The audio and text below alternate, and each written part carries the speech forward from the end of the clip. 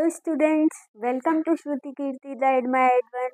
ये हमारे force and laws of motion की सीरीज का थर्ड पार्ट है। तो अभी तक अगर आपने दोनों पार्ट नहीं देखे हो तो जाकर देख लीजिएगा।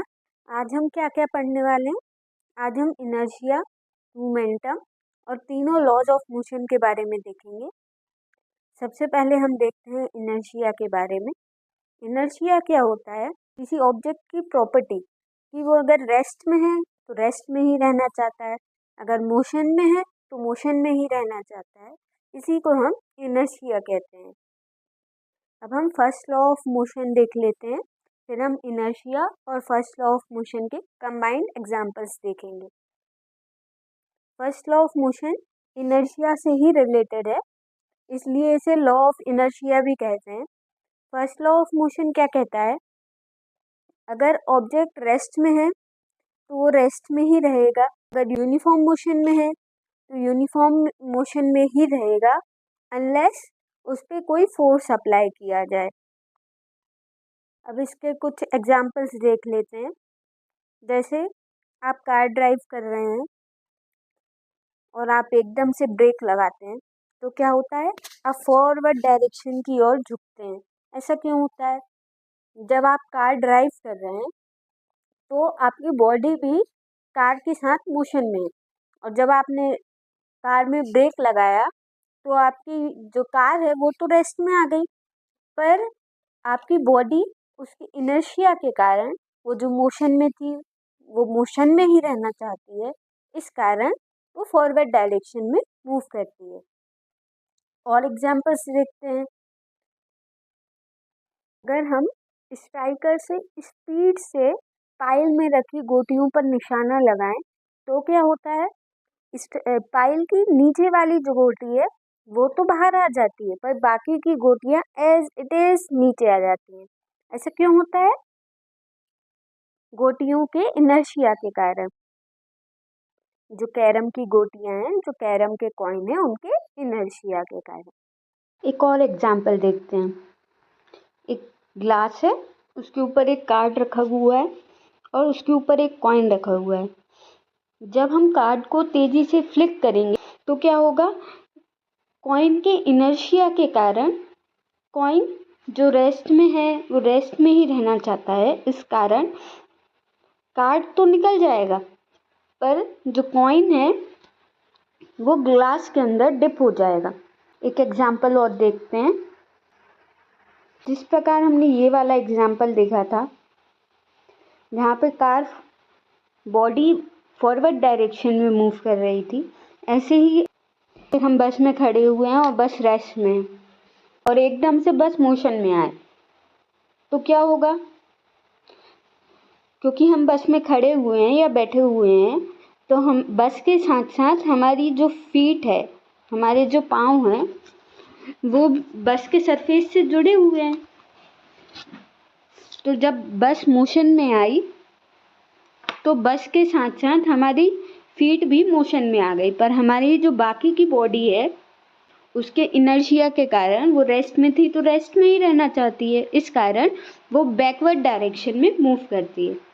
ये सभी एग्जाम्पल्स आपके एग्ज़ाम के हिसाब से बहुत इम्पोर्टेंट हैं और कुछ एग्जाम्पल्स में आपको क्वेश्चन भी करूँगी जिनका आप आंसर कमेंट में दीजिएगा।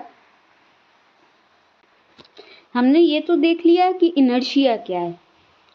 अब जो ऑब्जेक्ट है वो रेस्ट पे ही रहना चाहता है, अगर रेस्ट में है तो मोशन में ही रहना चाहता है, अगर मोशन में है तो। पर हम फोर्स लगा के मोशन की स्टेट को चेंज कर सकते हैं ना? हाँ कि ना? है ना? अगर बॉडी का मास ज़्यादा होगा तो हमें उसे मूव करने के लिए ज़्यादा फोर्स लगाना पड़ेगा।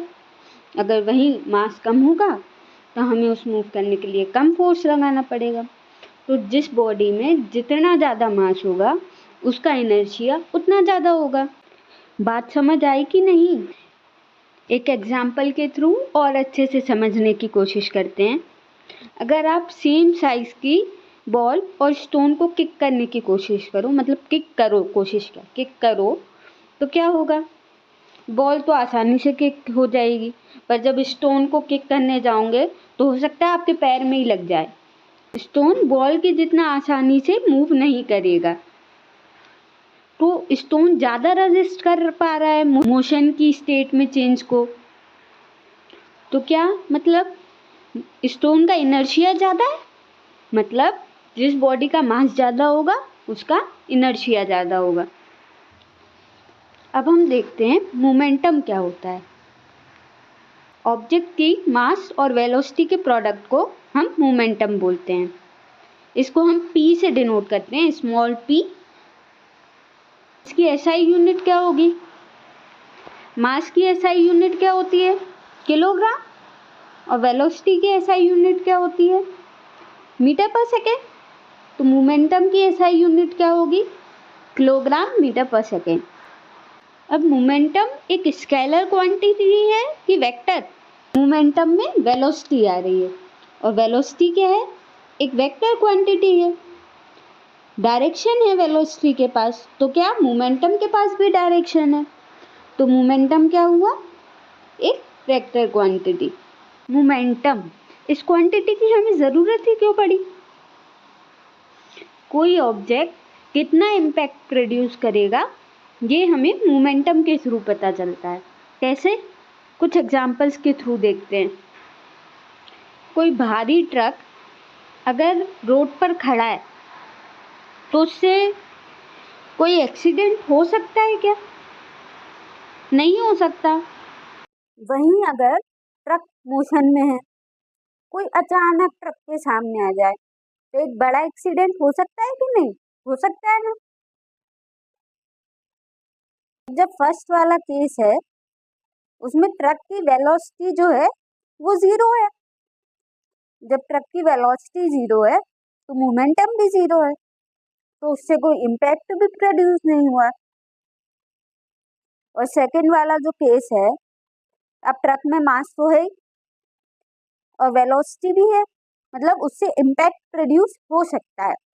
तो किसी ऑब्जेक्ट का जितना ज़्यादा मोमेंटम होगा उससे उतना ज़्यादा इम्पैक्ट प्रोड्यूस हो सकता है। एक और एग्जांपल देखते हैं। मान लीजिए आप टेनिस खेल रहे हो और आपको टेनिस की बॉल लग जाए, तो आपको उतनी लगेगी क्या? नहीं लगेगी। वहीं क्रिकेट की बॉल खेलते समय लग जाए तो लग सकती है। मान लीजिए इन दोनों बॉल की वेलोसिटी सेम है, वेलोसिटी सेम है, पर अंतर किस चीज का है? मास का। क्रिकेट की बॉल का मास ज्यादा होता है कंपेयर टू टेनिस की बॉल, तो क्रिकेट की बॉल से जो मोमेंटम जनरेट होगा वो भी ज्यादा होगा, तो इम्पैक्ट क्रिएट भी ज्यादा होगा। एक और एग्जांपल देखते हैं। एक छोटी सी बुलेट जब गन से फायर की जाए तो किसी को किल तक कर सकती है। ऐसा क्यों? बुलेट का मास तो बहुत कम है पर उसकी वेलोसिटी बहुत ज़्यादा है, जिस कारण उसका मोमेंटम जो है वो बहुत ज़्यादा है। एक कार है, उसमें कुछ दिक्कत आ गई है, उसकी बैटरी में कुछ दिक्कत आ गई है, तो उसको कुछ स्पीड चाहिए उसके इंजन को चालू करने के लिए। अब अगर उसमें से पीछे से धक्का लगाया जाए और छोड़ दिया जाए तो क्या वो चालू होगी? नहीं होगी। पर अगर धक्का कंटिन्यूअसली कुछ टाइम तक लगाया जाए तो क्या कार चालू हो जाएगी? कार चालू हो सकती है अगर धक्का अपन कंटिन्यूअसली कुछ टाइम तक लगाएं। तो कार के मोमेंटम में चेंज जो हुआ वो सिर्फ फोर्स के मैग्नीट्यूड से डिटरमाइन नहीं होगा। क्यों? जैसे फोर्स तो पहले भी लगा, अपन ने लगाया और छोड़ दिया, पर इस बार थोड़े लंबे समय तक लगाया तो कार चालू हो गई। तो मोमेंटम में जो चेंज है वो सिर्फ फोर्स के मैग्नीट्यूड से नहीं डिटरमाइन होगा, बल्कि टाइम भी डिटरमाइन करेगा। जितने टाइम के लिए अपन ने फोर्स लगाया उस पर भी डिपेंड करेगा। अपना सेकंड लॉ ऑफ मोशन इसी पर बेस्ड है। सेकंड लॉ ऑफ मोशन कहता है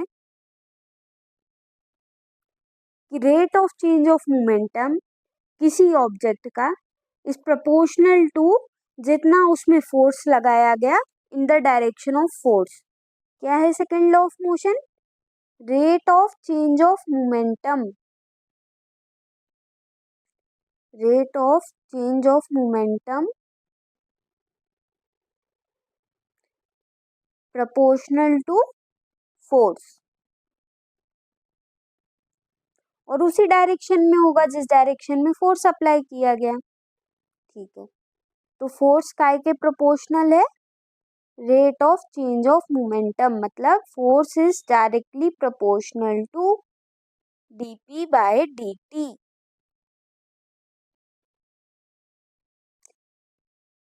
rate of change of momentum. अब मोमेंटम क्या है? Mass into velocity. इसको रिप्लेस करते हैं यहाँ पे, तो फोर्स क्या हो गया? Force is directly proportional to d by dt, ये मास वेलोसिटी। अब क्या होगा? मास तो कांस्टेंट है, तो मास को बाहर ले सकते हैं, तो मास को अपन बाहर ले लेते हैं।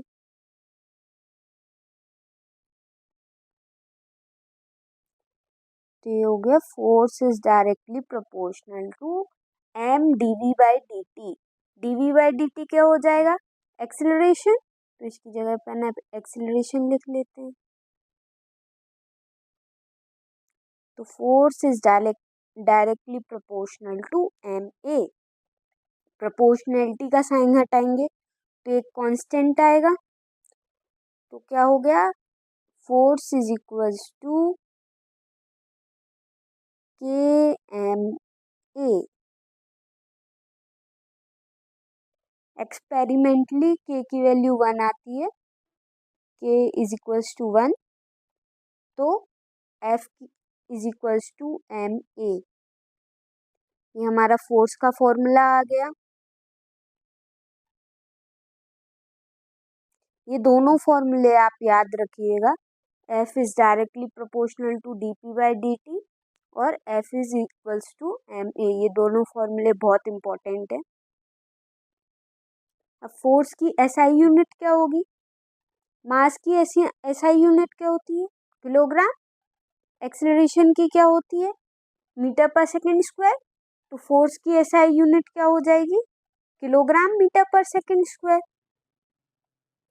इसी को हम न्यूटन भी बोलते हैं, किलोग्राम मीटर पर सेकेंड स्क्वायर को ही हम न्यूटन बोलते हैं। फोर्स की एसआई यूनिट क्या है? न्यूटन या फिर किलोग्राम मीटर पर सेकेंड स्क्वायर। अब इस टाइप का क्वेश्चन एग्जाम में पूछा जाता है कि 1 न्यूटन क्या होता है, तो आप कैसे बताओगे? फोर्स क्या है? मास इनटू एक्सीलरेशन, और न्यूटन क्या है? फोर्स की ही एसआई यूनिट है। तो 1 न्यूटन क्या होगा? जब एक्सीलरेशन 1 मीटर पर सेकेंड स्क्वायर होगा, किसका? ऐसे ऑब्जेक्ट का जिसका मास 1 किलोग्राम है, तो फोर्स कितना होगा? 1 न्यूटन। तो 1 न्यूटन की डेफिनेशन क्या होगी? अमाउंट ऑफ फोर्स जो प्रोड्यूस करेगा एक्सेलरेशन 1 मीटर पर सेकेंड स्क्वायर का, किसमें? अगर ऑब्जेक्ट का मास 1 kg है तो। ओके, अब हम कुछ एग्जांपल्स देखते हैं। ये फॉर्मूला ध्यान रखिएगा, F is directly proportional to dp by dt। Okay, इससे रिलेटेड एग्जांपल्स देखते हैं। जब आपने किसी प्लेयर को कैच करते हुए देखा होगा, डायरेक्ट कैच नहीं करते, हाथ पीछे ले जाते हुए कैच करते हैं। ऐसा क्यों करते हैं? देखो, डायरेक्ट कैच करेंगे तो उसमें टाइम कम लगेगा, टाइम कम लगा। डायरेक्ट कैच किया तो उसमें टाइम कम लगेगा, टाइम कम लगा तो फोर्स ज़्यादा लगेगा, फोर्स ज़्यादा लगेगा तो लग सकती है। और ऐसे हाथ पीछे ले जाते हुए कैच किया तो क्या हो गया? टाइम बढ़ गया। जब टाइम बढ़ गया तो फोर्स कम हो गया, तो फोर्स कम हो गया तो हाथ में लगने के चांसेस कम हो गए। एक और एग्जाम्पल देखते हैं। जैसे एथलीट जंप आपने देखी होंगी टीवीज पर, एथलीट जंप के इवेंट होते हैं। तो क्या होता है, नीचे एक कुशन बेड लगा होता है या फिर सैंड होती है नीचे। तो ऐसा क्यों होता है, ये कुशन बेड क्यों लगाते हैं या फिर नीचे सैंड क्यों होती है? इससे क्या होता है, नीचे कुशन बेड लगाने से या नीचे सैंड के होने से जो एथलीट गिरता है उस चीज का टाइम ज़्यादा हो जाता है, उसकी सरफेस से टच होने में टाइम ज़्यादा लगता है। तो टाइम अगर ज़्यादा लगेगा तो क्या होगा, फोर्स कम हो जाएगा। फोर्स कम हो जाएगा तो एथलीट को चोट लगने के चांस कम हो जाएंगे, है ना। हाँ, अब हम देखते हैं थर्ड लॉ ऑफ मोशन। हमने फर्स्ट लॉ ऑफ मोशन और सेकंड लॉ ऑफ मोशन देख लिया है। फर्स्ट लॉ ऑफ मोशन क्या था, लॉ ऑफ इनर्शिया। अगर कोई ऑब्जेक्ट रेस्ट में है तो वो रेस्ट में ही रहना चाहता है, अगर मोशन में है तो वो मोशन में ही रहना चाहता है जब तक हम कोई उस पर कोई फोर्स नहीं लगाएंगे। सेकेंड लॉ ऑफ मोशन क्या था, हमने अभी देखा F is equals to ma। अब हम देखते हैं third law of motion. Third law of motion क्या है, थर्ड लॉ ऑफ मोशन का पहले स्टेटमेंट देख लीजिए, फिर मैं आपको उसको अच्छे से समझाती हूँ। थर्ड लॉ ऑफ मोशन का स्टेटमेंट है, every action has equal and opposite reaction. अब यहाँ पर एक्शन और रिएक्शन क्या है और ये इक्वल और अपोजिट कैसे हैं, देखते हैं, थोड़ा अपन अच्छे से समझते हैं। यहाँ पे एक्शन और रिएक्शन एक्चुअली फोर्सेस ही हैं। थर्ड लॉ ऑफ मोशन को मैं आपको एक दूसरे तरीके से समझाती हूँ। ये दो ऑब्जेक्ट हैं, ये दो ऑब्जेक्ट हैं। ये फर्स्ट ऑब्जेक्ट सेकंड ऑब्जेक्ट पे फोर्स लगा रहा है। जैसे ही फर्स्ट ऑब्जेक्ट सेकंड ऑब्जेक्ट पे फोर्स लगाएगा, सेकंड ऑब्जेक्ट भी फर्स्ट ऑब्जेक्ट पे उतना ही फोर्स लगाएगा और इसी फोर्स को हम बोलेंगे रिएक्शन फोर्स। और ये जो फर्स्ट ऑब्जेक्ट ने सेकंड ऑब्जेक्ट पर फोर्स लगाया था उसको हम बोलेंगे एक्शन फोर्स।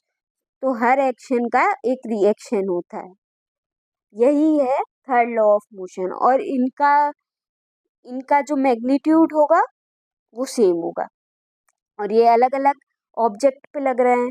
जो फर्स्ट ऑब्जेक्ट ने फोर्स लगाया वो सेकंड ऑब्जेक्ट पे लग रहा है, सेकंड ऑब्जेक्ट ने जो फोर्स लगाया वो फर्स्ट ऑब्जेक्ट पे लग रहा है। तो ये एक्शन और रिएक्शन फोर्सेस जो हैं दो अलग अलग ऑब्जेक्ट पे एक्ट करते हैं, दो अलग अलग ऑब्जेक्ट पे एक्ट कर रहे हैं और इनका मैग्नीट्यूड सेम है। कुछ एग्जाम्पल्स के थ्रू समझ लेते हैं इसको भी। जैसे फुट फुटबॉल खेलते समय या कोई से भी गेम खेलते समय दो लोग टकरा जाते हैं तो क्या होता है, दोनों को लगती है, ऐसा नहीं होता किसी एक को लग जाती है। क्यों, फर्स्ट प्लेयर ने सेकंड पर फोर्स लगाया, जैसे ही फर्स्ट प्लेयर ने सेकंड प्लेयर पर फोर्स लगाया सेकंड प्लेयर भी फर्स्ट प्लेयर पर उतना ही फोर्स लगाएगा। क्यों, थर्ड लॉ के कारण, every action has equal and opposite reaction, है ना। फर्स्ट प्लेयर ने सेकंड प्लेयर पे फोर्स लगाया और सेकंड ने फर्स्ट पे, दो अलग अलग लोग, और फोर्स का मैग्नीट्यूड क्या, same, direction opposite. First player ने सेकंड पे फोर्स लगाया, सेकंड ने फर्स्ट पे फोर्स लगाया, फोर्स का मैग्नीट्यूड सेम, डायरेक्शन अपोजिट। एक और एग्जांपल देखते हैं। जब हम चलते हैं तो क्या होता है, बताओ। जब हम चलते हैं हम कैसे चलते हैं, मस्कुलर फोर्स के सहारे चलते हैं क्या, नहीं। कैसे चलते हैं, हम चलते हैं, हम जमीन पर सरफेस पर बैकवर्ड फोर्स लगाते हैं। जब हम सरफेस पर बैकवर्ड फोर्स लगाते हैं, जब हम सरफेस पर बैकवर्ड फोर्स लगाते हैं तो सरफेस हम पर एक फॉरवर्ड फोर्स लगाता है, जिस कारण हम चल पाते हैं। ध्यान से देखना, समझ में आ रहा है? हम जमीन पर नीचे साइड फोर्स लगा रहे हैं, जिस कारण जमीन हम पर ऊपर साइड फोर्स लगा रही है, जिससे हम चल पा रहे हैं। एक बार और ये वीडियो फिर से देखो। हमने जमीन पर नीचे की साइड फोर्स लगाया तो क्या हुआ, जमीन ने हम पर ऊपर की साइड फोर्स लगाया, जिससे हम चल पाए।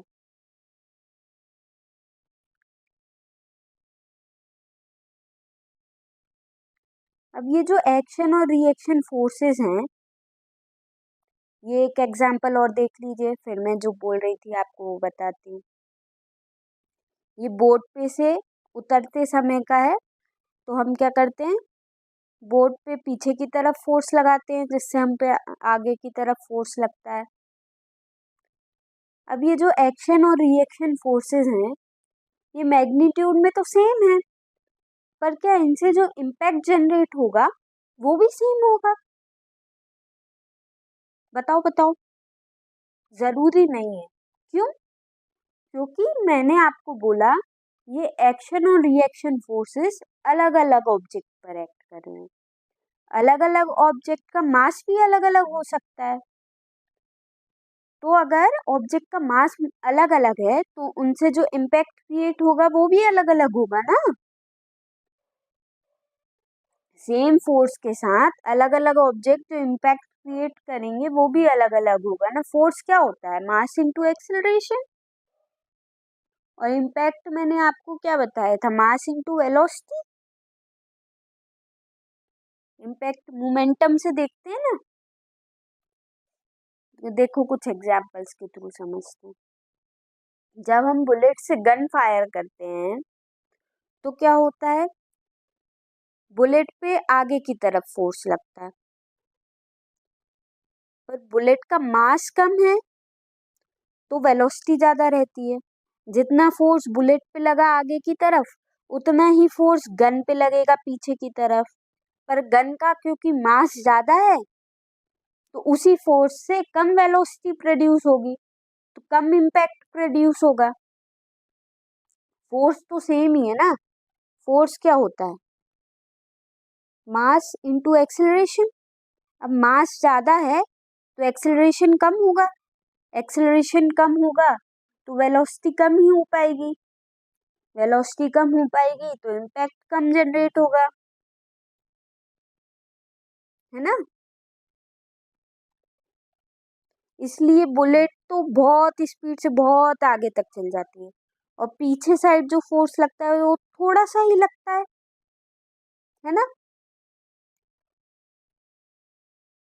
मैंने आपसे बोला था आपसे कुछ क्वेश्चंस पूछूंगी, तो क्वेश्चंस पूछ लेती हूँ।